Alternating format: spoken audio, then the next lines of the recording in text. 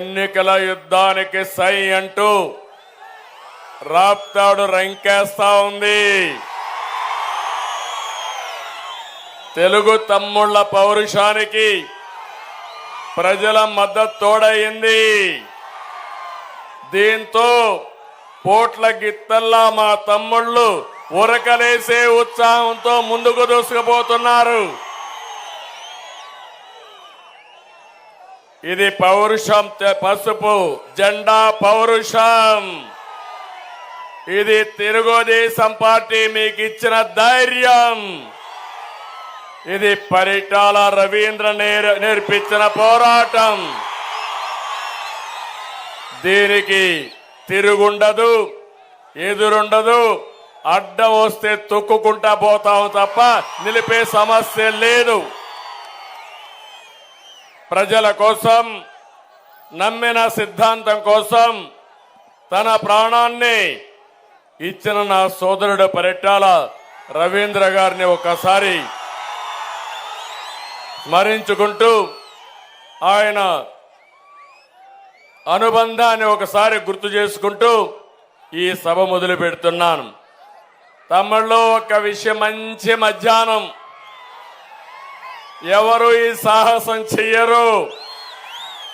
అయితే నేను ఈ సాహసం ఎందుకు చేశానంటే, మధ్యాహ్నం కూడా మీటింగ్లు ఎందుకు పెట్టానంటే సమయం లేదు. బాలకృష్ణ చెప్పినట్టు సమయం లేదు మిత్రమా. 46 రోజులే ఉంది.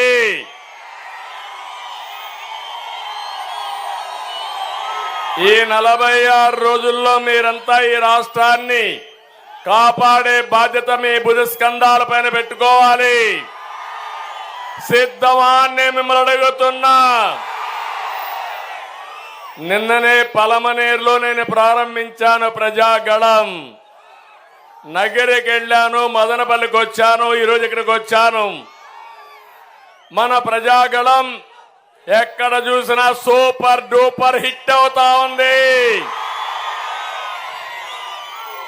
మనమంతా సిద్ధం. ఎక్కడ చూసినా ఫ్లాప్ షో అయిపోయింది. నేను అడుగుతున్నా జగన్మోహన్ రెడ్డిని, వైఎస్ఆర్ కాంగ్రెస్ నాయకుల్ని, ఒక్కసారి రండి, రాప్తాడులో మీటింగ్ పెట్టండి. ఈ ఎండలో మీటింగ్ పెట్టి మీ కార్యకర్త కూలి జనాలు ఒక్కరోజు ఉంటే, ఒక్క నిమిషం ఉంటే అప్పుడు ఆలోచిద్దాం మీ కథ అంతా.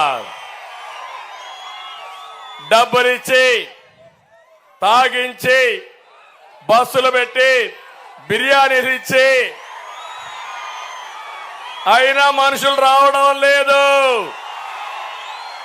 ఏం తమ్ముళ్ళు, అయిపోయింది. వైఎస్ఆర్ కాంగ్రెస్ పార్టీ ఒక ఫ్లాప్ షో. అవునా కాదా? అందుకే నేను మిమ్మల్ని అందరినీ కోరుతున్నా, ఈరోజు వచ్చే ఎన్నికలు రాష్ట్రానికి అత్యంత కీలకం. అందుకే 3 పార్టీలు కలిసి బరిలోకొచ్చాం.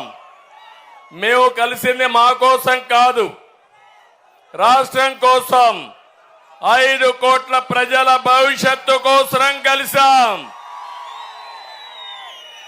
దెబ్బతిన్న రైతాంగం కోసం, మీ బిడ్డల ఉద్యోగాల కోసం కలిసి అడుగులేస్తున్నాం. మహిళల రక్షణ కోసం, బడుగు బలహీన వర్గాల ఆత్మ గౌరవం కోసం కలిసి బరిలోకి దిగాం. విధ్వంసమైన రాష్ట్రాన్ని పునర్నిర్మాణం కోసం మాకు మద్దతు ఇమ్మని మిమ్మల్ని అందరినీ కోరుతున్నా. ప్రజాగళాన్ని నిపించడానికి నేను మీ ముందుకు వచ్చాను. మీ ఉత్సాహం చూశాను.